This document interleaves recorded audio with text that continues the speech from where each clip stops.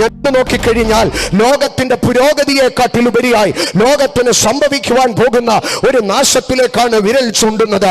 പ്രത്യേകാൽ ഈ മഹാമാരിയുടെ പശ്ചാത്തലത്തിൽ നിന്നുകൊണ്ട്, ഈ മഹാമാരിക്ക് അനന്തരമായി ഉടലെടുത്ത യുദ്ധത്തിന്റെ പശ്ചാത്തലത്തിൽ നിന്നുകൊണ്ട് ലോകത്തെ വിവക്ഷിക്കുന്ന എക്കണോമിസ്റ്റുകൾ, സാമ്പത്തിക ശാസ്ത്രജ്ഞന്മാർ പറയുന്നത് വരുന്ന 9 വർഷത്തിനിടയിൽ 50 രാഷ്ട്രങ്ങൾ കടുത്ത പട്ടിണിയിലേക്ക് നയിക്കപ്പെടുമെന്നാണ്.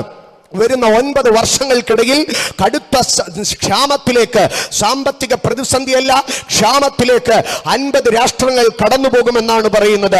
സൊമാലിയയിൽ കേട്ടുകേൾവി മാത്രം ഉണ്ടായിരുന്ന, ഉത്തര കൊറിയയിൽ ആഹാരത്തിന് വേണ്ടി കാത്തു നിൽക്കുന്നുവെന്ന് പറഞ്ഞ, നൈജീരിയയിലും കോങ്കോയിലും കേട്ടുപരിചയിച്ചിരുന്നതായ ക്ഷാമം 50 രാഷ്ട്രങ്ങളെ വേട്ടയാടുവാൻ പോകുന്നു. സഹോദരങ്ങളെ, ആ 50 രാഷ്ട്രങ്ങളുടെ പട്ടികയിൽ 15ാമത്തെ രാഷ്ട്രമായി നമ്മുടെ ഭാരതവും ഇടം നേടിയിട്ടുണ്ടെന്ന് മറന്നു പോകരുത്. ആകയാൽ ലോകം ഒരു വലിയ ക്ഷാമത്തിലേക്ക് കടന്നു വരുവാൻ പോവുകയാണ്. എങ്ങനെ ഈ ക്ഷാമം സംഭവിക്കുക? ഒരു കാര്യം ഞാൻ നിങ്ങളോട് പറയാം. യുദ്ധത്തിന്റെ പശ്ചാത്തലത്തിൽ ക്രൂഡ് ഓയിലിന്റെ വില വർദ്ധിച്ചപ്പോൾ ഒരൊറ്റ ദിവസം കൊണ്ട്, കഴിഞ്ഞ ദിവസം 21 രൂപ ഡീസലിന് കൂടി. ഇവിടെ ഇരിക്കുന്ന ചിലർ മനസ്സിൽ കരുതുന്നുണ്ടായിരിക്കാം, ഞാൻ ബുദ്ധിമാനാണ്, 2 ദിവസം മുമ്പേ ഫുൾ ടാങ്ക് അടിച്ചോ. പക്ഷെ നിങ്ങളുടെ ഫുൾ ടാങ്ക് ഡീസലിൽ അല്ല ഇത് ബാധിക്കുന്നത്. ചരക്ക് നീക്കത്തിന്റെ ചെലവ് വർദ്ധിക്കുവാൻ തുടങ്ങുക, ഭക്ഷ്യ വിതരണത്തിന്റെ ചെലവ് വർദ്ധിക്കുവാൻ തുടങ്ങുക, സകലത്തിനും തീവ്രമായ വിലക്കയറ്റം തുടങ്ങുക. ഇന്നത്തെ ദിനപത്രത്തിൽ നിങ്ങൾ ഒരുപക്ഷെ ശ്രദ്ധിച്ചു കണ്ടേക്കാം. സ്തോത്ര, ശ്രീലങ്കയിൽ 1 കിലോ അരിക്ക് 448 രൂപയും 1 ലിറ്റർ പാലിന് 263 രൂപയും വിലയെത്തിയെന്ന്. സ്തോത്ര, ഇന്ത്യൻ രൂപയുമായി വിനിമയം ചെയ്താൽ ഇന്ത്യയും ശ്രീലങ്കയുടെ റുപ്പി തമ്മിൽ വെറും 3.5 രൂപയുടെ വ്യത്യാസമേ ഉള്ളൂ. 3.5 ശ്രീലങ്കൻ റുപ്പി കൊടുത്താൽ ഒരു ഇന്ത്യൻ റുപ്പി കിട്ടോ? അങ്ങനെയെങ്കിൽ നിങ്ങൾ ചിന്തിച്ചു കൊള്ളണം, ഒരരിക്ക് 440-ലധികം രൂപ വില വരുന്ന, 1 ലിറ്റർ പാലിന് 260 രൂപയിലധികം വില വരുന്ന ഒരു കാലഘട്ടത്തിലേക്ക് നമ്മുടെ സമീപ രാഷ്ട്രമായ ശ്രീലങ്ക എത്തി. ക്ഷാമം രാജ്യങ്ങളുടെ, ദേശങ്ങളുടെ പടിവാതിൽക്കൽ വന്ന് നിൽക്കുകയാണ്. ക്ഷാമം മാത്രമല്ല, നിങ്ങൾ പ്രകൃതിയിലേക്ക് കടന്നു നോക്കുവേൻ. ലോകം ഇന്ന് ആകമാനം ഇളകിയാടുകയാണ്. 2019-2020 കാലഘട്ടങ്ങളിൽ ലോകത്തിൽ ആകമാനം സംഭവിച്ച പ്രകൃതി ദുരന്തങ്ങളുടെ എണ്ണമെടുത്താൽ 185 ആയിരുന്നു, 185. എന്നാൽ അത് 2021 കടന്നു വരുമ്പോൾ ലോകത്തിൽ ആകമാനം 2021 എന്ന ഒരൊറ്റ വർഷത്തിൽ സംഭവിച്ചത് 401 പ്രകൃതിക്ഷോഭങ്ങളാണ് സംഭവിച്ചത്. 401 പ്രകൃതിക്ഷോഭങ്ങൾ. സഹോദരങ്ങളെ, അറിയാമോ, ഇന്ന് നമ്മൾ ഈ നല്ല വെളിച്ചത്തിലും നല്ല ശബ്ദവിനിമയത്തിലും നമ്മൾ ഇവിടെ ദൈവവചനം ശുശ്രൂഷിച്ചു കൊണ്ടിരിക്കുമ്പോൾ ലോകത്തിന്റെ സാങ്കേതിക വിദ്യയുടെ അടിത്തട്ടെന്ന് പറയുന്ന ജപ്പാനിലെ 20 ലക്ഷം കുടുംബങ്ങൾ ഇന്ന് ഇരുട്ടിലാണ്. ജപ്പാനിലെ 20 ലക്ഷം കുടുംബങ്ങൾ ഇന്ന് ഇരുട്ടിൽ. എന്താണ് കാരണം? ചില ദിവസങ്ങളായി അവിടെ ഉണ്ടായ റിക്ടർ സ്കെയിലിൽ 7 രേഖപ്പെടുത്തിയിരിക്കുന്ന ഭൂചലനത്തിന്റെ മുൻപാകെ ജപ്പാനിലെ 20 ലക്ഷം കുടുംബങ്ങൾ ഇരുട്ടിലായി പോയി. ഇനിയും അതിലും പ്രധാനമായ വിഷയം, ജപ്പാന്റെ തലസ്ഥാന നഗരമായ ടോക്കിയോയിലെ 7 ലക്ഷം വീടുകളാണ് ഇരുട്ടിലായിരിക്കുന്നത്. ന്യൂഡൽഹി എന്ന് പറയുന്നതിനെക്കാട്ടിൽ എത്രയധികമായി ലോകം ഉറ്റുനോക്കുന്ന പട്ടണമാണ് ടോക്കിയോ പട്ടണം. ടോക്കിയോ പട്ടണത്തിന്റെ ജപ്പാന്റെ തലസ്ഥാനത്തിൽ 7 ലക്ഷം കുടുംബങ്ങൾ ഇരുട്ടിൽ തപ്പിത്തടയുകയാണ്. എന്താണത് സംഭവിച്ചത്? പ്രകൃതിയുടെ വിളയാട്ട്, പ്രകൃതിയുടെ താളഗതികൾ തെറ്റിത്തുടങ്ങുമ്പോൾ മനുഷ്യൻ തിരിച്ചറിയുകയാണ്, ലോകം ഒരു വിനാശത്തിലേക്ക് പോകുന്നു. അന്ത്യകാലത്തിന്റെ കാലച്ചകളും അന്ത്യകാലത്തിന്റെ കാഹളങ്ങളുമാണ് കേട്ടുകൊണ്ടിരിക്കുന്നത്. കഴിഞ്ഞ നാളുകളിലേക്ക് കടന്നു വന്നാൽ പ്രകൃതി അതിന് കഴിയുന്ന സകല വിധത്തില് മനുഷ്യനെതിരായി നിൽക്കുകയാണ്. പ്രകൃതിയുടെ ഒരു വിക്ഷോഭമാണ് കനത്ത പെരുമഴ. കഴിഞ്ഞ വർഷത്തിൽ നിങ്ങളൊന്ന് തിരിഞ്ഞു നോക്കിക്കഴിഞ്ഞാൽ ബ്രസീൽ, അർജന്റീന പട്ടണങ്ങളിലേക്ക്, ബ്രസീൽ, പാകിസ്ഥാൻ എന്ന രാഷ്ട്രങ്ങളിലേക്ക് നാം കടന്നു നോക്കിക്കഴിഞ്ഞാൽ കനത്ത പെരുമഴ രാജ്യങ്ങളെ നശിപ്പിച്ചു. അവരുടെ റെയിൽ ഗതാഗതത്തെ നശിപ്പിച്ചു, അവരുടെ വിമാനത്താവളങ്ങളെ നശിപ്പിച്ചു, പടുകൂറ്റൻ റോഡുകളെ തകർത്തു കളഞ്ഞു. കനത്ത പെരുമഴയിൽ ബ്രസീൽ നിന്ന് വിറയ്ക്കുകയുണ്ടായി. എന്നാൽ കനത്ത പെരുമഴ ബ്രസീലിനെ തകർക്കുമ്പോൾ അർജന്റീനയിലും സ്പെയിനിലും സംഭവിച്ചത് ഭയങ്കരമായ കാട്ടുതീയായിരുന്നു. അർജന്റീന പട്ടണങ്ങൾ പോലും പുക കൊണ്ട് നിറയത്തക്കവണ്ണം സ്പെയിനിലെ കൊച്ചു കുഞ്ഞുങ്ങൾ ശ്വാസമെടുക്കുവാൻ ചുമച്ചു തുള്ളുന്നതിനൊത്തവണ്ണം ആ കാട്ടിൽ നിന്ന് ഉയർന്നു വന്ന തീയുടെ പുകകൾ അർജന്റീന, സ്പെയിൻ രാഷ്ട്രങ്ങളെ പിടിച്ചു കുലുക്കി. കനത്ത മഴയും കാട്ടുതീയും മാത്രമല്ല, പിന്നെയും നാം ശ്രദ്ധിച്ചു കഴിഞ്ഞാൽ പ്രളയങ്ങൾ, മരുഭൂമി എന്ന് വിശേഷിപ്പിക്കപ്പെടുന്ന രാഷ്ട്രങ്ങൾ പോലും പ്രളയത്തിന് അകപ്പെടുകയാണ്. ഇറാൻ അറബ് രാഷ്ട്രങ്ങളിൽ അല്ലെങ്കിൽ മരുഭൂമി എന്ന് വിളിക്കപ്പെടുന്ന ക്രൂഡ് ഓയിലുകൾ എടുക്കുന്നതായ ഒരു രാഷ്ട്രമാണ്. പക്ഷെ കഴിഞ്ഞ വർഷം ഇറാനിൽ പ്രളയമുണ്ടായി. മരുഭൂമിയിൽ പ്രളയമുണ്ടാകുമെന്ന് ആരെങ്കിലും കരുതിയോ സഹോദരങ്ങളെ? അത് സംഭവിക്കുകയാണ്. ദൈവത്തിന് മഹത്വം.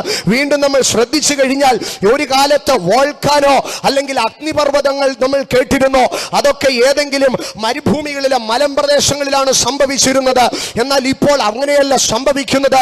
കഴിഞ്ഞ വർഷം ഇക്വഡോറിൽ സുനാമി ഉണ്ടായി. എന്താണ് കാരണം?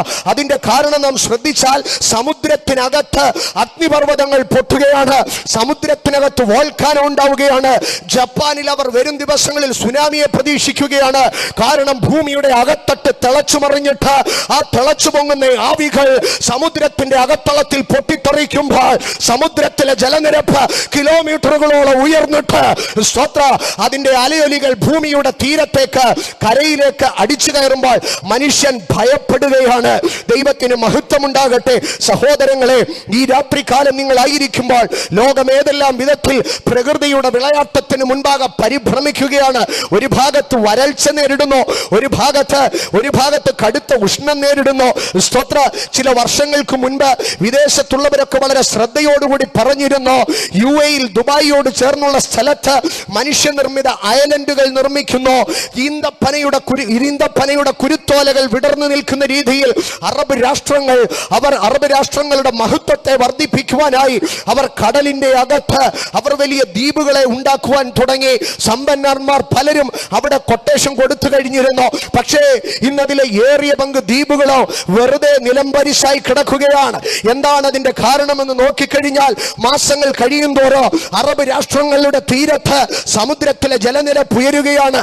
എന്താണ് കാരണമെന്നറിയുവാൻ സാറ്റലൈറ്റിൽ നിന്ന് നോക്കുമ്പോൾ ഒരു കാലത്ത് മഞ്ഞപ്പുതപ്പ് വിരിച്ചിരുന്ന അന്റാർട്ടിക്കയിലൊക്കെയും ഇന്ന് പച്ചപ്പ് കണ്ടു തുടങ്ങി. കുന്നോളം ഹിമാലയോളം ഉയരത്തിൽ നിന്നിരുന്ന മഞ്ഞുമലകൾ ഉരുകുകയാണ്. അതിന്റെ അടിഭാഗത്ത് പച്ചപ്പ് തെളിഞ്ഞു വരികയാണ്. ഉരുകുന്ന വെള്ളം മുഴുവൻ സമുദ്രത്തിലേക്ക് കടന്നു വരുമ്പോൾ ജലനിരപ്പ് ഉയരുകയാണ്. മാനവരാശി ഭയപ്പെടുകയാണ്. ലോകം എങ്ങനെ മുമ്പോട്ട് പോകണമെന്ന് പരിഭ്രമിക്കുകയാണ്. അത് മാത്രമല്ല, കാട്ടുതീ എന്നൊക്കെ പറയുമ്പോൾ അവിടെ തീരുകയല്ല, പകരമായിട്ട് കാട്ടിലെ മൃഗങ്ങൾ നാട്ടിലേക്ക് ഇറങ്ങുകയാണ്. ഈ പ്രദേശത്തുള്ളവർക്കൊക്കെ അറിയാം, കുരങ്ങ്, പന്നി തുടങ്ങിയതായ മൃഗങ്ങൾ കടന്നു വരികയാണ്. കഴിഞ്ഞ ആഴ്ചയിൽ കേരളം കേന്ദ്രത്തിന് സമർപ്പിച്ചിരുന്ന ഒരു റിപ്പോർട്ടിനെ അവർ തള്ളിക്കളഞ്ഞു. എന്തായിരുന്നു കേരളത്തിന്റെ ആവശ്യമെന്നറിയാമോ? കുറഞ്ഞതൊരു 2 വർഷത്തേക്ക് കാട്ടുപന്നിയെ ക്ഷുദ്രജീവിയായി പ്രഖ്യാപിക്കണം. കാരണം കാട്ടുപന്നി ഞങ്ങളുടെ ഗ്രാമങ്ങളിലൊക്കെയും വളരെയേറെ ദുരന്തം വിതയ്ക്കുന്നു. പക്ഷെ കേന്ദ്ര സർക്കാർ അത് അനുവദിച്ചു കൊടുത്തില്ല. ഞാൻ പറഞ്ഞതിന്റെ ഉദ്ദേശം, പ്രകൃതിയുടെ വിളയാട്ടങ്ങൾ മാനവരാശിക്ക് ഏറ്റവും പ്രതികൂലമായി മാറ്റപ്പെട്ടുകൊണ്ടിരിക്കുകയാണ്. പ്രകൃതി ദുരന്തങ്ങൾ മാത്രമല്ല, ലോകമാകമാനം യുദ്ധത്തിന്റെ പടപ്പുറപ്പാടുകളെ കേട്ട് ഭയപ്പെട്ടിരിക്കുകയാണ്. പലരും ചോദിക്കും, റഷ്യ യുക്രൈൻ യുദ്ധം 3ാം ലോക മഹായുദ്ധമായി തീരുമോ എന്ന്. ഈ യുക്രൈൻ യുദ്ധം ഒരുപക്ഷെ ഈ വരുന്ന ആഴ്ചകളിൽ സമാപിച്ചേക്കാം. കാരണം അതിനേറ്റതായ നിലവാരങ്ങളിലാണ് അത് മുമ്പോട്ട് പോയിക്കൊണ്ടിരിക്കുന്നത്. പക്ഷേ അതിന്റെ മുമ്പിൽ ഒരു യാഥാർത്ഥ്യം ഞാൻ പറയട്ടെ. യുക്രൈൻ റഷ്യ യുദ്ധം ഒരു പക്ഷേ താൽക്കാലികമായി നിർത്തപ്പെട്ടേക്കാം. പക്ഷേ അത് ലോക രാഷ്ട്രങ്ങളെയും രാഷ്ട്ര നേതാക്കന്മാരെയും വേറൊരു ചിന്താഗതിയിലേക്ക് കൊണ്ടുപോകുന്ന ഒരു തലത്തിലേക്കാണ് കടന്നു വരുന്നത്. നാറ്റോയുടെ സഖ്യകക്ഷികൾക്ക് ഒരു കാര്യം തിരിച്ചറിഞ്ഞോ, അവർ എല്ലാ വർഷവും കൂടുന്നെങ്കിലോ അവരെ കൊണ്ട് പ്രത്യേകിച്ചൊന്നും ചെയ്യാൻ കഴിയുന്നില്ല. ആകയാൽ യൂറോപ്യൻ യൂണിയനുകളോ നാറ്റോയും അമേരിക്കയോടും ബ്രിട്ടനോടും ചേർന്ന് ഇസ്രായേലിന്റെ പന്ഥാവിൽ നിന്നുകൊണ്ട് ഒരു ഐക്യരാഷ്ട്ര സംഘടനയുടെ ബലത്തിന് വേണ്ടി അവർ പരിശ്രമിക്കുകയാണ്. റഷ്യ ഉക്രൈനിലേക്ക് കാലെടുത്തു വെക്കുമ്പോൾ അവിടെ നിന്ന് വിളിപ്പാടകനെയുള്ള യഹൂദനും ഇസ്രായേലിനും അവനൊരു യുദ്ധത്തിന്റെ പോർവിളി മണക്കുന്നുണ്ട്. മാത്രമല്ല, ജിയാങ്സമിൻ ചൈനയുടെ പ്രസിഡന്റ് ആയിരിക്കുമ്പോൾ 2001 ജൂലൈ 16 റഷ്യയിലെ പുടിനുമായിട്ടൊരു ചർച്ച ചെയ്ത് 20 വർഷത്തെ ഒരു കരാർ ഏർപ്പെടുത്തിയിരുന്നു.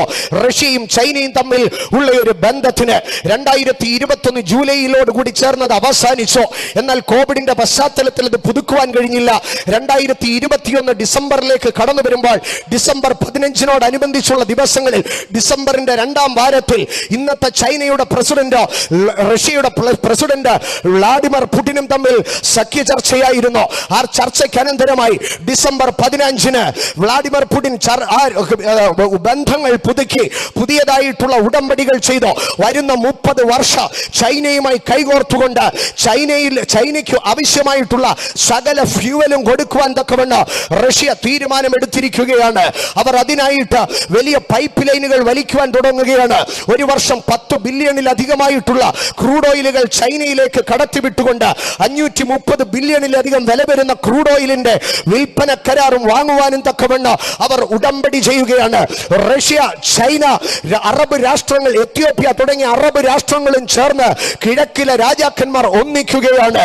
അവരുടെ ഒന്നിപ്പ്, അവരുടെ ഐക്യതയും കണ്ടുകൊണ്ട് അമേരിക്കന്റെ നേതൃത്വത്തിൽ യൂറോപ്പും നാറ്റോയും തമ്മിൽ വേറൊരു സഖ്യകക്ഷി വരികയാണ്. ഇന്ന് ഉക്രൈൻ യുദ്ധം ഒരു ചെറിയ രാഷ്ട്രത്തിന്റെ യുദ്ധമെന്ന് നാം കരുതി പോകുമ്പോൾ ഒന്നറിഞ്ഞുകൊള്ളണം, വരും നാളുകളിൽ ചരിത്രത്തിന്റെ ഇടനാഴികളിൽ എവിടെയോ വലിയ ശക്തമായിട്ടുള്ള ഒരു ചരിത്രത്തിന്റെ താളുകളിൽ മുഖ്യധാരയിൽ ഇടം നേടുന്ന ഒരു യുദ്ധമായിരിക്കും ഉക്രൈന്റെ യുദ്ധം. കാരണം വരുംകാല രാഷ്ട്രഭാവികളെ, യുദ്ധഭാവികളെ നിയന്ത്രിക്കുന്നതായിരിക്കും ഇത്. രണ്ടാം ലോക മഹായുദ്ധത്തിൽ പേൾ ഹാർബറിന്റെ തകർച്ച ഒരു ശക്തമായ കാരണമായിരുന്നെങ്കിൽ ഉക്രൈന്റെ യുദ്ധം വരുംകാല ലോകഭാവിയെ നിർണയിക്കുന്നതാണെന്ന് ഏത് കൊച്ചുകുഞ്ഞിനോ ലോകത്തെ നിരീക്ഷിക്കുന്ന ഏത് പഠിതാവിനോ കാണുവാൻ കഴിയും. ദൈവത്തിന് മഹത്വമുണ്ടാകട്ടെ. ഇങ്ങനെ ലോകം അതിന്റെ അന്ത്യത്തിലേക്ക് കടക്കുമ്പോൾ പിശാചിനൊരു ഉദ്ദേശമുണ്ട്. എന്താണ് പിശാചിന്റെ ഉദ്ദേശം എന്ന് നാം ശ്രദ്ധിച്ചാൽ, വിശുദ്ധ ജനത്തിന്റെ ബലം തകർക്കുകയാണ്. ലോകം അവസാന ഘട്ടത്തിലേക്ക് അതിന്റെ കാലങ്ങൾ കടന്നു പോകുമ്പോൾ, അതിന്റെ കാലടികൾ വയ്ക്കുമ്പോൾ പിശാചിന്റെ ലക്ഷ്യം എന്താണെന്നറിയാമോ? വിശുദ്ധ ജനത്തിന്റെ ബലം തകർക്കേണ്. വിശുദ്ധ ജനത്തിന്റെ ബലം തകർക്കേണ്. പിശാച് പാതാളത്തിലിരുന്ന് അവൻ കൂടിയാലോചിക്കുന്ന സംഗതി ഇതാണ്: വിശുദ്ധ ജനത്തിന്റെ ബലം തകർക്കേണ്. ദാനിയേൽ 12:7 അവിടെ പറയുകയാണ്, വിശുദ്ധ ജനത്തിന്റെ ബലം തകർക്കപ്പെടേണം. അത് സാത്താന്റെ ഗൂഢതന്ത്രമാണ്. ഈ രാത്രി എന്നെ കേൾക്കുന്ന വിശുദ്ധ ജനം തിരിച്ചറിയണം, നിന്റെ ബലം തകർക്കണമെന്ന്, ദൈവസഭയുടെ ബലം തകർക്കണമെന്ന്, പരിശുദ്ധ കൂട്ടങ്ങളുടെ ബലം തകർക്കണമെന്ന് വഞ്ചിക്കുന്ന ഒരു ഇരുൾ സൈന്യം പാതാളത്തിൽ നിന്ന് ഉയർന്നു വരുന്നുണ്ട്. ദൈവജനം അത് തിരിച്ചറിയേണ്ടതാണ്. ഞാൻ ആലോചിച്ചു, പിശാചിനെന്താ ഈ വിശുദ്ധ ജനത്തിന്റെ ബലത്തോട് ഇത്രയധികം ഭയം? ലോകത്തിലെ ഏറ്റവും വലിയ ദൂരം താണ്ടുന്നതായ ബാലിസ്റ്റിക് മിസൈൽ ഉത്തര കൊറിയയുടെ കയ്യിലാണ്, ഭൂഖണ്ഡാന്തര ബാലിസ്റ്റിക് മിസൈൽ. പക്ഷേ പിശാചിന് ഉത്തര കൊറിയയുടെ ബാലിസ്റ്റിക് മിസൈലിന്റെ ബലം തകർക്കേണ്ട. ആമേൻ. 777 പടക്കപ്പലുകളുള്ള ലോകത്തിലെ ഏറ്റവും ശക്തമായ നാവികസേനയാണ് ചൈനയുടെ നാവികസേന. ചൈനയുടെ നാവികസേനയുടെ ശക്തി തകർക്കണമെന്ന് പിശാചിനൊരു പദ്ധതിയില്ല. ലോകത്തിലെ ഏറ്റവും വലിയ ന്യൂക്ലിയർ ആയുധം റഷ്യയുടെ കയ്യിലിരിക്കുന്ന സാർ ബോംബാണ്, ഹൈഡ്രജൻ ബോംബ്, ന്യൂക്ലിയർ ബോംബ്. ഈ സാർ ബോംബിന്റെ ശക്തി തകർക്കണമെന്ന് സാത്താനൊരു പദ്ധതിയില്ല. റഷ്യ ന്യൂക്ലിയർ ബോംബിലെ ഏറ്റവും ഉന്നതമായത് കണ്ടെത്തിയപ്പോൾ അമേരിക്ക ലേസർ ബോംബിന്റെ ഏറ്റവും ഉന്നതമായ സാധനം കണ്ടെത്തി. ഷിപ്പിൽ കയറ്റുന്ന ഒരു കണ്ടെയ്നറിന്റെ അത്രയും വലിപ്പമുള്ളതായിട്ടുള്ള ബോംബിനെ കെട്ടിവലിച്ചു കൊണ്ടുപോകുന്ന ചിത്രങ്ങൾ നിങ്ങൾ ഒരു പക്ഷെ കണ്ടിട്ടുണ്ടായിരിക്കാം. എന്തിനാണ്? പക്ഷേ പിശാചിന് അമേരിക്കയുടെ ലേസർ വെപ്പണെതിരെയല്ല, ചൈനയുടെ പടക്കപ്പലുകൾക്കെതിരെയല്ല, റഷ്യയുടെ ഹൈഡ്രജൻ ബോംബിനെതിരെയല്ല, ഉത്തര കൊറിയയുടെ ബാലിസ്റ്റിക് മിസൈലിനെതിരെയല്ല. ലോകം കണ്ട ഏറ്റവും വലിയ ജനാധിപത്യ രാഷ്ട്രം ഭാരതമാണ്.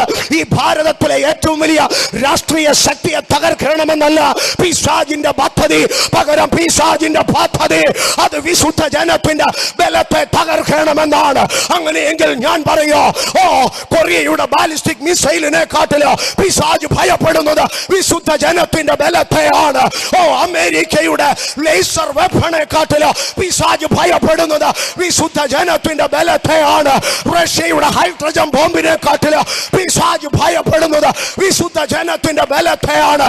ഭാരതത്തിന്റെ ജനാധിപത്യ വ്യവസ്ഥയെ കാട്ടില് പിശാച് ഭയപ്പെടുന്നത് വിശുദ്ധ ജനത്തിന്റെ ബലത്തെയാണ്. വിശുദ്ധ ജനത്തിന്റെ ബലത്തെയാണ്. ദൈവ പൈതലേ, വിശുദ്ധ ജനത്തിന്റെ ബലം പിശാച് ഭയപ്പെടുന്നതാണ്. ബൂട്ടിട്ട പടക്കൂട്ടങ്ങളുടെ ബലത്തെ കാട്ടില്, വെടിക്കോപ്പുകൾ നിറച്ചതായിട്ടുള്ള ബുള്ളറ്റുകൾ നിറച്ച വെടിക്കോപ്പുകളുടെ ബലത്തെ കാട്ടില്, മിസൈലുകൾ നിറച്ച ടാങ്കറുകളുടെ ശക്തിയെ കാട്ടില് പിശാച് ഭയപ്പെടുന്നത് പ്രാർത്ഥിക്കുന്ന മനുഷ്യന്റെ മുഴങ്കാലിലിരിക്കുന്ന ദൈവ പൈതലിന്റെ ബലത്തെയാണ്. തിരിച്ചറിഞ്ഞാട്ട് തിരിച്ചറിഞ്ഞാട്ട് തിരിച്ചറിഞ്ഞാട്ട് തിരിച്ചറിഞ്ഞാട്ട് ലോകത്തിൽ എഴുന്നേറ്റ സകല ഇസങ്ങളെക്കാട്ടിലും, ലോകത്തിൽ എഴുന്നേറ്റ സകല സാമ്രാജ്യങ്ങളെക്കാട്ടിലോ, ലോകത്തിൽ എഴുന്നേറ്റ സകല ശക്തന്മാരെക്കാട്ടിലോ, ലോകത്തിൽ എഴുന്നേറ്റ സകല ടെക്നോളജികളെക്കാട്ടിലോ മനുഷ്യനെ സ്വാധീനിച്ചിട്ടുള്ള, ലോകത്തെ കീഴ്പ്പെടുത്തിയിട്ടുള്ള ശക്തി ഏത്? ഞാൻ പറയും, വിശുദ്ധ ജനത്തിന്റെ ബലമാണ്. വിശുദ്ധ ജനത്തിന്റെ ബലമാണ്. സഹോദരങ്ങളെ, നിങ്ങൾക്കൊരു കാര്യം അറിയാമോ? ലോകത്തിലെ സകല പതാകകൾ നിങ്ങൾ എടുത്തു നോക്കിയാലും അതിലെ ഒരു പതാകയിലും ഇല്ലാത്ത ഒരു കളറുണ്ട്, പർപ്പിൾ കളർ. ഹല്ലേലൂയ. എത്രയോ രാഷ്ട്രങ്ങൾ തങ്ങളുടെ വിജയക്കൊടി പാറിച്ചു, രാജ്യങ്ങളെ കീഴടക്കി. പക്ഷേ ഒരൊറ്റ രാഷ്ട്രത്തിന്റെ കൊടിയിലും പർപ്പിൾ കളർ ഇല്ല. എന്താണ് പർപ്പിൾ കളർ ഇല്ലാത്തതെന്ന് അന്വേഷിച്ചാൽ അവർ പറയും, പുരാതന കാലത്ത് പർപ്പിൾ ചായം ഇന്നത്തെ കൂട്ട് കെമിക്കലിൽ നിന്ന് ഉണ്ടാക്കാൻ കഴിയത്തില്ല. സമുദ്രത്തിന്റെ ആഴത്തിലെ ചിപ്പികളിൽ നിന്ന് എടുക്കുന്ന ചായം കൊണ്ട് മാത്രമേ കൊടിക്ക് പർപ്പിൾ കളർ ഇടാൻ പറ്റത്തുള്ളൂ. ആകയാൽ ലോകരാഷ്ട്രങ്ങൾ അവരുടെ കൊടിയിൽ പർപ്പിൾ കളർ ചേർത്തില്ല. ഞാൻ പറഞ്ഞതിൻ്റെ സാരം, എത്ര വലിയ സാമ്രാജ്യങ്ങളായിരുന്നാലും, എത്ര വലിയ രാഷ്ട്രങ്ങളായിരുന്നാലും, എത്ര ഉയരത്തിൽ പറക്കുന്ന കൊടികളായിരുന്നാലും അവർക്ക് ലഭ്യമാകാതിരുന്ന ചിലത് ചരിത്രം വിളിച്ചു പറയുമ്പോൾ ഇന്ന് രാത്രി ഞാൻ വിളിച്ചു പറയോ, സകല യുദ്ധങ്ങളെ കാട്ടിലോ, സകല രാഷ്ട്ര ശക്തികളെ കാട്ടിലോ പിശാച് ഭയപ്പെടുന്ന, ലോകം സ്വാധീനിക്കപ്പെടുന്ന, മനുഷ്യനെ രൂപാന്തരപ്പെടുത്തിയ ഒരു ശക്തിയുണ്ടെങ്കിൽ അത് വിശുദ്ധ ജനത്തിന്റെ ബലമാണ്. ഇന്ന് രാത്രി ആ വിശുദ്ധ ജനത്തിന്റെ ബലം അനുഭവിക്കുന്നവർ കരമുയർത്തി സ്തുതി പറഞ്ഞാട്ട്, പെരുവെള്ളത്തിന്റെ ഇരച്ചിൽ പോലെ, തകർത്ത ഇടിമുഴക്കം പോലെ, മഹാപുരുഷാരത്തിന്റെ ആരവം പോലെ, സ്വർഗത്തിൽ യോഹന്നാൻ കേട്ട ശബ്ദം, ദൂതന്മാർ ആരാധിക്കുന്ന ശബ്ദം, ഹല്ലേലൂയ ഹല്ലേലൂയ, ശബ്ദമുയർത്തി കരമുയർത്തി വിളിച്ചാട്ട്, ഹല്ലേലൂയ ഹല്ലേലൂയ ഹല്ലേലൂയ. പിശാച് ഭയപ്പെടുന്നു. ആകയാൽ പിശാച് പറയുകയാണ്, വിശുദ്ധ ജനത്തിന്റെ ബലം തകർക്കപ്പെടണോ, വിശുദ്ധ ജനത്തിന്റെ ബലം തകർക്കപ്പെടണോ. അങ്ങനെയെങ്കിൽ ഞാൻ ചോദിക്കുക, ആരായിരിക്കും ഈ വിശുദ്ധ ജനം? ആരായിരിക്കും ഈ വിശുദ്ധ ജനം? ഈ വാക്യത്തിൽ നാം ശ്രദ്ധിക്കുമ്പോൾ രണ്ട് കാര്യം നമുക്ക് കാണുവാൻ കഴിയും.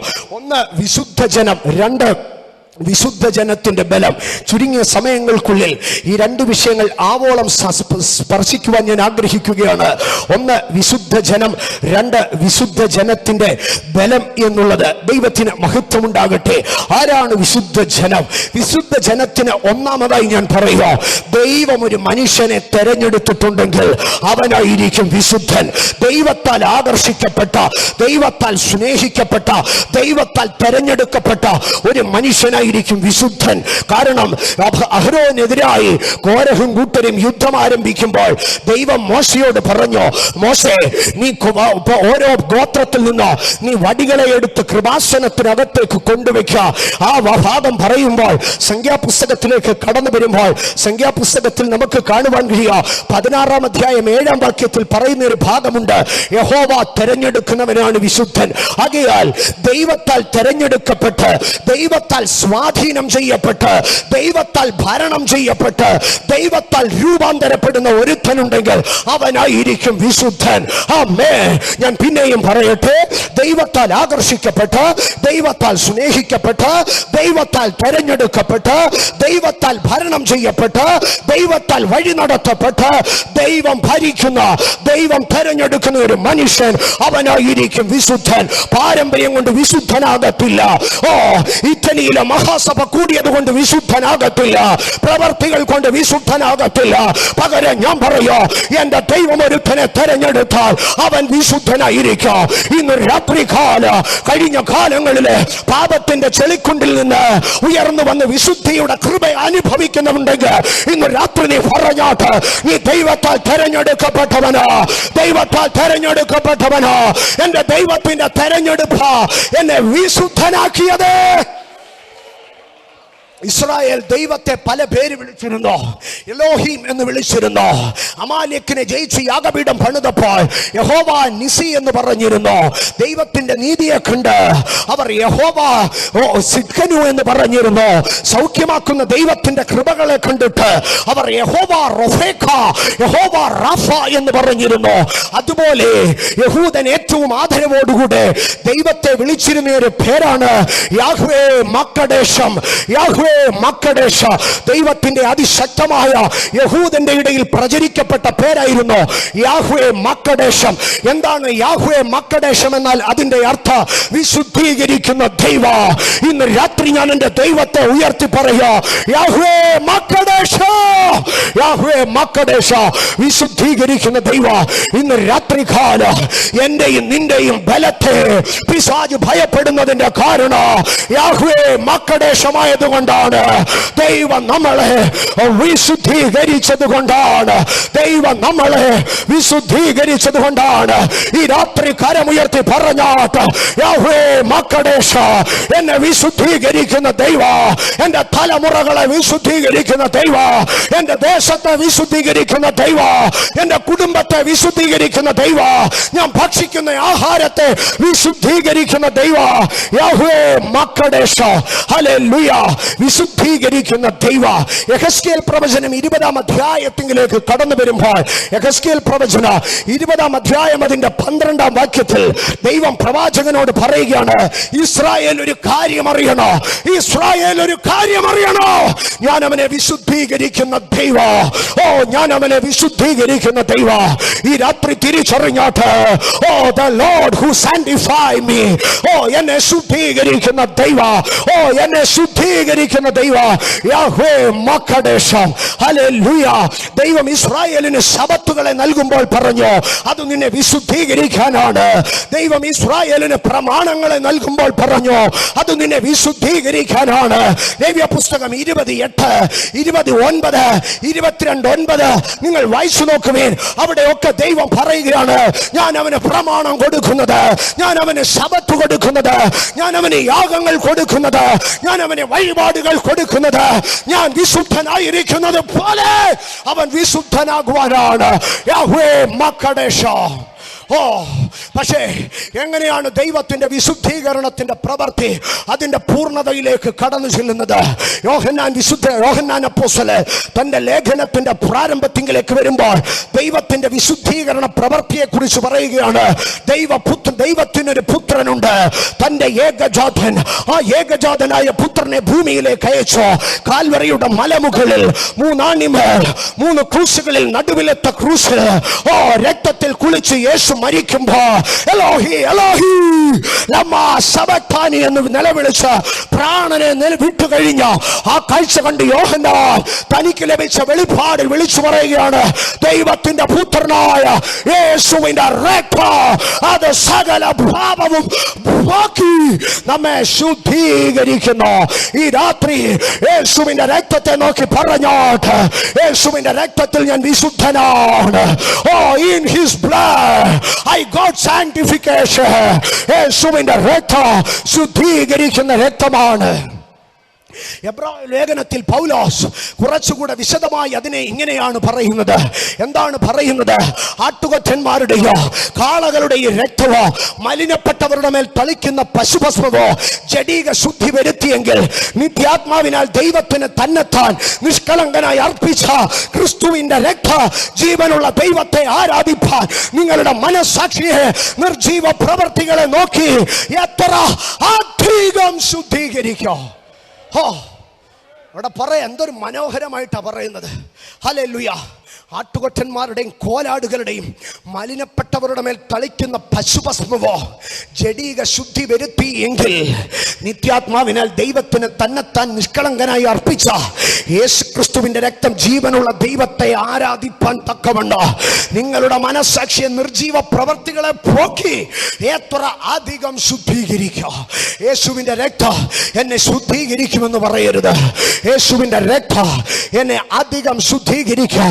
എന്ന് പറഞ്ഞാട്ട് യേശുവിന്റെ രക്തം എന്നെ അധികം ശുദ്ധീകരിക്കുക. കാരണം യേശുവിന്റെ രക്തത്താൽ ഒരുത്തൻ പ്രാപിക്കുന്ന ശുദ്ധീകരണത്തെ അളക്കാൻ കഴിയത്തില്ല. കാരണം രൂപാന്തര മലയിൽ ക്രിസ്തുവിനെ കണ്ട ശിഷ്യന്മാർ ഇങ്ങനെയാണ് എഴുതി വെച്ചത്. ആ വെളുപ്പിന് ഞാൻ ഒരു ഇക്വലൻസി പറയോ, ഭൂമിയിൽ ഒരു അലക്കുകാരനും അലക്കി വെളുപ്പിക്കാൻ കഴിയത്തില്ല.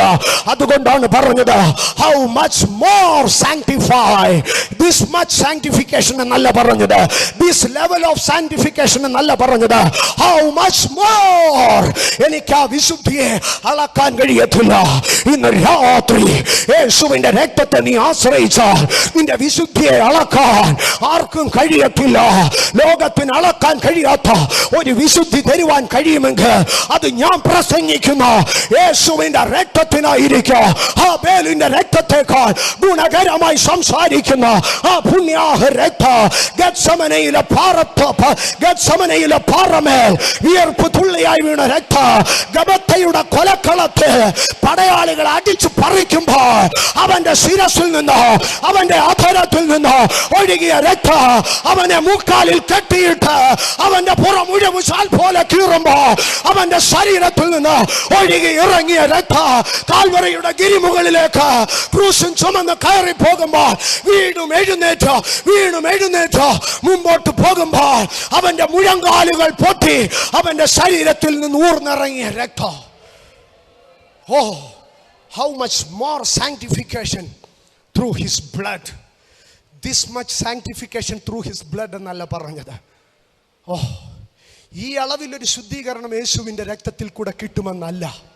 അളക്കാൻ കഴിയാറാമ ഷൗലാനാറ അത്തരബബബബ ശാന്തുലാനിയ വൈധാരബ ശാപ്രവാനിയ. ഈ രാത്രി ഏതെങ്കിലും ഒരു പാപം നിന്നെ വേട്ടയാടുന്നെങ്കിൽ confess the blood of Jesus. യേശുവിന്റെ രക്തം, the power is moving. യേശുവിന്റെ രക്തത്തിന്റെ ശക്തി ചലിക്കുന്നു. ഞാനത് ഫീൽ ചെയ്യുന്നു. ഇന്ന് രാത്രി നിന്റെ പാപത്തിന്റെ മേലെഴുത്ത് യേശുവിന്റെ രക്തം കഴുകി കളയുകയാണ്. ഈ രാത്രികാല എനിക്ക് വിശുദ്ധ ജീവിതം പറ്റുന്നില്ലെന്ന് നീ പ്രയാസപ്പെടുന്നു. ദൈവ സന്നിധിയിൽ സമയം വേർതിരിക്ക്. പ്രാർത്ഥിക്കുന്നവൻ വിശുദ്ധനാണ്. വിശുദ്ധൻ പ്രാർത്ഥിക്കുന്നവൻ വിശുദ്ധനാണ്. ഇന്ന് രാത്രികാല എത്ര ദൈവമക്കൾക്ക് പറയാൻ കഴിയുക, എൻ്റെ പ്രാർത്ഥനയാണ് എൻ്റെ ക്രിസ്തീയ ജീവിതത്തിന്റെ വളർച്ചയുടെ കാരണം. അപ്പോൾ തന്നെ മറ്റൊന്നുകൂടി പറയാൻ കഴിയുക, ഇന്നിവിടെ ഇരിക്കുന്ന പല യൗവനക്കാരോ ഇതിനകത്തിരിക്കുന്നത് കരയുന്ന അമ്മമാരുടെ കണ്ണുനീരിന്റെ മുൻപാകെ ദൈവം നിങ്ങളെ വിശുദ്ധീകരിച്ചതാണ്. ഈ രാത്രികാല എന്നെ കേൾക്കുന്ന ആരെങ്കിലും കുടുംബത്തിലെ ജീവിത പങ്കാളിയുടെയോ സഹോദരങ്ങളുടെയോ മക്കളുടെയോ പാപത്തെ ഓർത്ത് വ്യാകുലപ്പെടുന്നുണ്ടോ? വിളിച്ചപേക്ഷിക്കുന്നവരുടെ പ്രാർത്ഥനയുടെ മുൻപാകെ വിശുദ്ധീകരിക്കുന്ന ഒരു ദൈവമുണ്ട്. ഈ രാത്രി കരമുയർത്തി ദൈവത്തിന് എത്ര ദൈവമക്കൾ നന്ദി പറയോ? രക്തത്താൽ വിശുദ്ധീകരിക്കുന്ന ദൈവം ഹല്ലേലൂയ. ആത്മാവിനാൽ വിശുദ്ധീകരിക്കുന്ന ദൈവം ഹല്ലേലൂയ. വചനത്താൽ വിശുദ്ധീകരിക്കുന്ന ദൈവം ഹല്ലേലൂയ. പ്രാർത്ഥിക്കുന്നവനെ വിശുദ്ധീകരിക്കുന്ന ദൈവം. The Lord who sanctifieth me, Yahweh Makadesham. Yahweh Makadesham. Yes. വിശുദ്ധ ജനത്തിന്റെ ബലം വിശുദ്ധനായതുകൊണ്ടോ വിശുദ്ധ ജനമായതുകൊണ്ടോ അവിടെ അവസാനിക്കുകയല്ല. അതിനപ്പുറമായി പറയുകയാണ് വിശുദ്ധ ജനത്തിന്റെ ബലം. പിശാച് ഏറ്റവും ഭയപ്പെടുന്നത്, ശത്രു ഭയപ്പെടുന്നത് വിശുദ്ധ ജനത്തിന്റെ ബലമാണ്. ന്യായാധിപന്മാരുടെ പുസ്തകത്തിലേക്ക് കടന്നു വരുമ്പോൾ ശക്തനായിരിക്കുന്ന ശിംശോന്റെ എതിരായി ഫെലിസ്തീയർ തന്ത്രങ്ങൾ മെനയുമ്പോൾ ഒരു സ്ത്രീയെ വശീകരിച്ച് ആൾക്ക് 1001 വെള്ളിപ്പണം വെച്ച് കൊടുത്തിട്ട് പറയുകയാണ്, ഒരൊറ്റ കാര്യം പറഞ്ഞു തന്നാൽ മതി, അവൻ്റെ ശക്തിയുടെ രഹസ്യം പറഞ്ഞു തന്നാൽ മതി. അങ്ങനെയെങ്കിൽ ശ്രദ്ധിച്ചു കൊള്ളണമേ, ഒരുത്തൻ 1001 പണം വെച്ച്, ഒരുത്തൻ 1001 വെള്ളിപ്പണം വെച്ച് ഗവേഷണം നടത്തിയാൽ പോലും കിട്ടാത്ത ഒരു സംഗതിയാണ് ഒരു വിശുദ്ധൻ്റെ ശക്തി എന്നറിഞ്ഞുകൊള്ളണം. അവരൊരു 100 പേരുണ്ടായിരുന്നെന്നിരിക്കട്ടെ. ഒരു 100 പേര് വന്ന് സ്ത്രീയുടെ അടുക്ക വന്നിട്ട് പറയുക, ഞങ്ങൾ 1001 വെള്ളിപ്പണം വെച്ച് തരാം. കാരണം അതിൽ ഒരുത്തന്, ഒരു ജന്മിക്ക്, ഒരു എസ്റ്റേറ്റ് മുതലാളിക്ക് കാശ് കൊടുത്താൽ അവൻ്റെ ബലം തിരിച്ചറിയാൻ പറ്റത്തില്ല. അതുകൊണ്ട് 100 എസ്റ്റേറ്റ് മുതലാളിമാർ ഒരുമിച്ച് വന്നിരുന്നിട്ട് പറയാ, ഞങ്ങൾ എല്ലാവരും കൂടെ ഞങ്ങളുടെ വസ്തുവക വിറ്റ് പിരിവിട്ട് 1001 വെള്ളി നാണയം വെച്ച് നിനക്ക് തരാം. അങ്ങനെയെങ്കിലും ഗവേഷണം നടത്തി അവന്റെ പവർ എന്താണെന്ന് തിരിച്ചറിയിക്കണം. ഇന്ന് രാത്രി ദൈവ പൈതലേ, നിന്റെ ശക്തിയുടെ വലിപ്പ 1001 വെള്ളിപ്പണത്തെക്കാട്ടിലോ അല്ല 10,001 വെള്ളിപ്പണത്തെക്കാട്ടിലോ 1,001 വെള്ളിപ്പണത്തെക്കാട്ടിലോ വലുതാണ്. എത്ര മനോഹരമാ എന്നിലും നിന്നിലും വ്യാപരിക്കുന്ന ദൈവത്തിന്റെ ശക്തിയുടെ വലിപ്പ. ഇന്ന് രാത്രി സ്തുതി പറഞ്ഞാട്ട്, ഇന്ന് രാത്രി സ്തുതി പറഞ്ഞാട്ട്. അങ്ങനെയെങ്കിൽ ഞാൻ ചോദിക്കാം, എന്താണ് വിശുദ്ധ ജനത്തിന്റെ ബലം? വിശുദ്ധ ജനത്തിന്റെ ബലം എന്താണ്? ശിംശോൻ അവിടെ നിൽക്കട്ടെ, നമുക്ക് പുതിയ നിയമത്തിലേക്ക് കടന്നു വരാം. എന്താണ് വിശുദ്ധ ജനത്തിന്റെ ബലം? വിശുദ്ധ ജനത്തിന്റെ ബലത്തിൽ ഒന്നാമത്തെ ഭാഗത്തിലേക്ക് ഞാൻ കടന്നു വരാം. മത്തായി സുവിശേഷം 17-ാം അധ്യായം അതിന്റെ 21-ാം വാക്യം. മത്തായി 17:21. അവിടെ യേശു ശിഷ്യന്മാരുടെ അടുക്കൽ പറയുകയാണ്, നിങ്ങൾക്ക് കടുകുമണിയോളം വിശ്വാസം ഉണ്ടെങ്കിൽ ഈ മലയെ നിങ്ങൾക്ക് നീക്കാൻ കഴിയോ? ലോക ചരിത്രത്തിൽ ഒരു മനുഷ്യനോ ലോക ചരിത്രത്തിൽ ഒരു സൈന്യമോ ഒരു മലയെ നീക്കിക്കളഞ്ഞതായി കാണാൻ കഴിയത്തില്ല. പക്ഷെ ദൈവം പറയുകയാണ്, ഒരു മനുഷ്യൻ അസാധ്യമായത് ഹിമാലയത്തെ നോക്കി, സഹ്യപർവ്വത നിരകളെ നോക്കി, ആ പർവ്വതങ്ങളെ അതിന്റെ സ്ഥാനത്ത് നിന്ന് നീക്കുവാൻ കഴിയുന്ന ഒരു സംഗതി ഉണ്ടെങ്കിൽ അത് ദൈവത്തിങ്കലുള്ള വിശ്വാസമാണ്. ഹല്ലേലൂയ. അങ്ങനെയെങ്കിൽ ഒരു വിശുദ്ധ ജനത്തിന്റെ ശക്തി അത് അവന്റെ വിശ്വാസമായിരിക്കും. ഈ രാത്രി തിരിച്ചറിയണോ, വിശ്വാസമാണ് ദൈവജനത്തിന്റെ ശക്തി. അതുകൊണ്ടാണ് എഫെസ്യർക്ക് ലേഖനം എഴുതുമ്പോൾ, എഫെസ്യ ലേഖനം 1-ാം അധ്യായം അതിന്റെ 19-ാം വാക്യം, എഫെസ്യ ലേഖനം 1-ാം അധ്യായം അതിന്റെ 19-ാം വാക്യത്തിൽ അപ്പോസ്തലൻ ഇങ്ങനെയാണ് പറയുന്നത്, വിശ്വസിക്കുന്ന നമുക്ക് വേണ്ടി വ്യാപരിക്കുന്ന അവന്റെ ശക്തിയുടെ അളവറ്റ വലിപ്പ. ആകയാൽ ആർക്കാണ് ശക്തി വെളിപ്പെടുന്നത്? വിശ്വസിക്കുന്നവനാണ് ശക്തി വെളിപ്പെടുന്നത്. അങ്ങനെയെങ്കിൽ പിശാച് ആഗ്രഹിക്കുന്നത് എന്താണ്? വിശുദ്ധ ജനത്തിന്റെ ശക്തി തകർക്കണോ എന്ന് പറഞ്ഞാൽ നിന്റെ വിശ്വാസത്തെ തകർക്കണോ. അന്ത്യകാലത്തിൽ പിശാചിന്റെ തന്ത്രങ്ങളെ തിരിച്ചറിയണോ. ദൈവസഭയുടെ ദൈവ മക്കളുടെ വിശ്വാസത്തെ തകർക്കണമെന്നുള്ളതാണ് പിശാചിന്റെ തന്ത്ര. മനുഷ്യപുത്രൻ വരുന്നാളിൽ ഭൂമിയിൽ വിശ്വാസം കണ്ടെത്തുമോ? യേശു തന്റെ ജനത്തെ നോക്കി പറഞ്ഞു, അല്പവിശ്വാസികളെ, നിങ്ങൾ എന്തിനു സംശയിച്ചോ? നിങ്ങൾക്ക് വിശ്വാസമുണ്ടെങ്കിൽ കാറ്റിനെ അടക്ക, കടലിനെ ശാന്തമാക്ക, വൃക്ഷത്തെ ഉണക്കിക്കളയാ, മലകളെ നീക്കിക്കളയാ. വിശ്വാസമുണ്ടെങ്കിൽ നിങ്ങൾക്ക് ഭൂതങ്ങളെ ശാസിക്കാം. വിശ്വാസമുണ്ടെങ്കിൽ നിങ്ങൾക്ക് സകലത്തെയും കീഴ്പ്പെടുത്താം. കർത്താവായി യേശു സ്വർഗാരോഹണത്തിന് മുൻപേ തന്റെ തിരിച്ചറിഞ്ഞുകൊണ്ട് ശിഷ്യഗണത്തെ അരികെ വിളിച്ചു പറഞ്ഞു, ദൈവത്തിൽ വിശ്വസിപ്പേൻ, എന്നിലും വിശ്വസിപ്പേൻ. ഈ രാത്രി തിരിച്ചറിഞ്ഞാട്ട് വിശ്വാസമാണ് നിന്റെ ശക്തി, വിശ്വാസമാണ് നിന്റെ ശക്തി. അതുകൊണ്ടാണ് യോഹന്നാൻ അപ്പോസ്തലൻ പറയുന്നത്, ലോകത്തെ ജയിച്ച ജയമോ അത് നമ്മുടെ വിശ്വാസം. ഇന്ന് രാത്രി വിശ്വാസത്തെ കൈമുതലായി വിളിച്ചു പറഞ്ഞാട്ട് ഞാൻ ജയിക്കാം. പിശാച് ഭയപ്പെടുന്ന നിന്റെ സംഗതി അത് നിന്റെ വിശ്വാസമാണ്. നിന്റെ കാറ് കണ്ട് പിശാച് ഭയപ്പെടത്തില്ല, നിന്റെ വെള്ള ഷർട്ട് കണ്ട് പിശാച് ഭയപ്പെടത്തില്ല, നിന്റെ ക്ലീൻ ഷേവ് കണ്ട് പിശാച് ഭയപ്പെടത്തില്ല, നിന്റെ കയ്യിലിരിക്കുന്ന ബൈബിളിന്റെ വലിപ്പം കണ്ട് പിശാച് ഭയപ്പെടത്തില്ല. പക്ഷേ നിന്റെ വിശ്വാസം കണ്ട് പിശാച് ഭയപ്പെടും. വിശ്വസിക്ക, വിശ്വസിക്ക, വിശ്വസിക്ക. നിന്റെ വിശ്വാസ പിശാച് ഭയപ്പെടുന്നതാണ്. നിന്റെ വിശ്വാസ പിശാച് ഭയപ്പെടുന്നതാണ്. ലോകത്തെ ജയിച്ച ജയമോ അത് നമ്മുടെ വിശ്വാസമാണ്. ദൈവത്തിൽ വിശ്വാസമുള്ളവരായിരിക്കെ. ഇന്ന് രാത്രി ഏതെങ്കിലും പ്രതിസന്ധികളുടെ മുമ്പിൽ നിങ്ങൾ ആയിരിക്കുന്നെങ്കിൽ ആ പ്രതിസന്ധിയുടെ മുകളിൽ നിങ്ങൾ എഴുത, ഫെയ്ത്ത് ബ്രിങ്സ് വിക്ടറി. വിശ്വാസം വിജയത്തെ കൊണ്ടുവരാം. വിശ്വാസം എബ്രായ ലേഖന 11 അധ്യായം നിങ്ങൾ വായിച്ചു നോക്ക്. വിശ്വാസത്താൽ അവർ വാളിന്റെ വായ്ക്ക് തെറ്റി തീയുടെ ബലത്തെ കെടുത്തി അന്യന്മാരുടെ സൈന്യങ്ങളെ ഓടിച്ചോ. ഓ സമുദ്രങ്ങളെ വിഭജിച്ചോ. ഓ ആകാശത്തു നിന്ന് മന്നയെ ഇറക്കി മറയെ മധുരമാക്കി. വിശ്വാസ ലോകത്തെ ജയിക്കുന്നതാണ്. ഇതാ ഒരു ദൂതൻ നിനക്കായി ഇറങ്ങി വരുന്നു. അവന്റെ ചിറകുകളുടെ ശബ്ദം നീ ഒന്ന് കേൾക്കുന്നുണ്ടോ? ഓ ഒരു ദൂതൻ നിനക്കായി ഇറങ്ങി വരുന്നു. ഹാഗാർ കരഞ്ഞു, എന്റെ കുഞ്ഞും ഇവിടെ മരിക്കുമെന്ന് പറഞ്ഞ്. പക്ഷേ ഒരു ദൂതൻ അവിടെ ഇറങ്ങി വന്നു. അവന്റെ ചരിത്രം പിന്നെ എഴുതിയിരിക്കുന്നത് അവൻ മരുഭൂമിയിൽ ഒരു വില്ലാളിയായി തീർന്നു. ഓ ഈ രാത്രി ഒരു ദൂതൻ നിനക്കായി ഇറങ്ങി വരികയാണ്. നിന്നെ ഒരു വീരനാക്കുവാൻ, നിന്നെ ഒരു വില്ലാളിയാക്കുവാൻ. ഓ എന്നെ ശക്തനാക്കുന്ന ദൈവം, എന്നെ ശക്തനാക്കുന്ന ദൈവം ഈ രാത്രി ഒന്ന് എഴുന്നേറ്റ് നിന്നോട്ട്. ഈ രാത്രി ദൈവമക്കളൊന്ന് എഴുന്നേറ്റ് നിന്നോട്ട്. എന്നെ ശക്തനാക്കുന്ന ഒരു ദൈവം ഈ രാത്രി നിന്നെ ശക്തനാക്കുന്ന ദൈവം. അവന്റെ കൃപ കൊണ്ട് നിന്നെ ശക്തനാക്കുന്ന ദൈവം.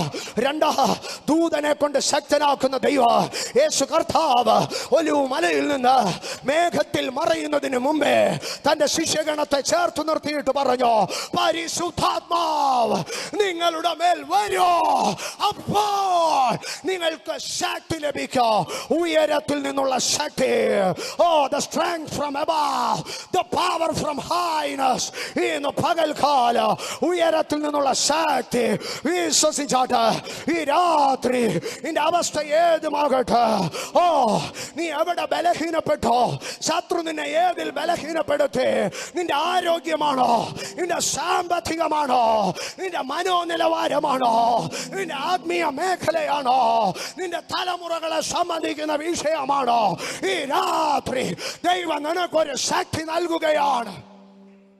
കൊരിന്ത്യർക്ക് എഴുതിയ 2-ാം ലേഖനം 9-ാം അധ്യായത്തിലേക്ക് കടന്നു വരുമ്പോ അതിന്റെ 10-ാം അധ്യായം 4-ാം വാക്യത്തിൽ അവിടെ അപ്പോസ്തലൻ പറയുകയാണ്, ഞങ്ങളുടെ പോരിന്റെ ആയുധങ്ങൾ ജഡീകങ്ങളല്ല, പക്ഷേ ഞങ്ങൾ ദൈവത്തിന്റെ സന്നിധിയിൽ നിന്നാൽ കോട്ടകളെ ഇടിപ്പാൻ ശക്തിയുള്ളവയാ. ആ അധ്യായം ആരംഭിക്കുമ്പോൾ പൗലോസ് ഇങ്ങനെയാണ് പറയുന്നത്, എന്നെ സാധാരണ രീതിയിൽ കണ്ടാൽ ഞാനൊരു താഴ്മയുള്ള ഒരു സാധാരണക്കാരനാണ്. നിങ്ങളുടെ തിരിക്കുമ്പോ ഞാൻ താഴ്മയുള്ളവനാ. ഇവൻ എന്തോ ഉണ്ട്, ഈ കൊച്ചൻ എന്തോ ഉണ്ടെന്ന് തോന്നുന്നു. പക്ഷെ അവൻ ദൈവസന്നിധിക്കകത്തേക്ക് കയറി കഴിഞ്ഞോ അത് ശക്തിയുള്ളതാ. കോട്ടകളെ ഇടിക്ക. മനുഷ്യൻ നോക്കുമ്പോ നീ ഒരു 1.25-കാരനായിരിക്ക. മനുഷ്യൻ നോക്കുമ്പോ നീ കഴിവില്ലാത്തവനായിരിക്ക. മനുഷ്യൻ നോക്കുമ്പോ നീ 10-ാം ക്ലാസ്സും ഗുസ്തിയുമായിരിക്ക. പക്ഷെ നീ ദൈവസന്നിധി കയറി കഴിയുമ്പോ നീ കോട്ടകളെ ഇടിപ്പാൻ ശക്തിയുള്ളവനാ. ഈ രാത്രി അതരങ്ങളെ തുറന്ന് അഭിഷേകത്തിനിടം കൊടുത്താട്ട്, അഭിഷേകത്തിനിടം കൊടുത്താട്ട്, അഭിഷേകത്തിനിടം കൊടുത്താട്ട് പരിശുദ്ധാത്മാവ് നിങ്ങളുടെ മേൽ വരുമ്പോൾ നിങ്ങൾ ശക്തിയുള്ളവരാകും. ഈ രാത്രി എത്ര പേർ വിശ്വസിക്കുന്നു അഭിഷേകം എന്നെ ശക്തനാക്കുക? ഈ രാത്രി ഈ ഓഡിറ്റോറിയത്തിൽ വിശ്വസിച്ചാട്ട് ദൂതന്മാർ ഇറങ്ങി വരുന്ന ആരാധന, സ്വർഗം തുറക്കുന്ന ആരാധന, കൃപ പ്രവഹിക്കുന്ന ആരാധന, ശക്തി പകരുന്ന ആരാധന. എല്ലാ കാര്യങ്ങളും ചലിക്കട്ടെ, എല്ലാ ആദരങ്ങളും തുറക്കട്ടെ. കോട്ടകളെ തകർക്കുന്ന ഒരു ബല, കോട്ടകളെ തകർക്കുന്ന ഒരു ബല, കോട്ടകളെ തകർക്കുന്ന ഒരു ബല, കോട്ടകളെ തകർക്കുന്ന ഒരു ബല ഈ രാത്രി ദൈവം നിന്റെ മേൽ പകരുകയാ. കോട്ടകളെ തകർക്കുന്ന ഒരു ബല, അടിമ മുഖങ്ങളെ ഉടയ്ക്കുന്ന ബല, ഫെലിസ്ത്യന്റെ ഇരുമ്പ് രഥങ്ങളെ തകർത്ത ബല, മിസ്രൈമിന്റെ ഇരുമ്പുലകളെ പൊട്ടിച്ചെടുക്കുന്ന ബല, എരിഹോവിന്റെ കോട്ടകളെ തകർക്കുന്ന ബല, അനാക്കിരിൽ വല്ലനായിരുന്ന അർബ പാർത്തിരുന്ന ആ മലയെ പിടിച്ചെടുത്ത് ഹെബ്രോനാക്കിയ ഒരു അഭിഷേകത്തിന്റെ ശക്തി ഈ രാത്രി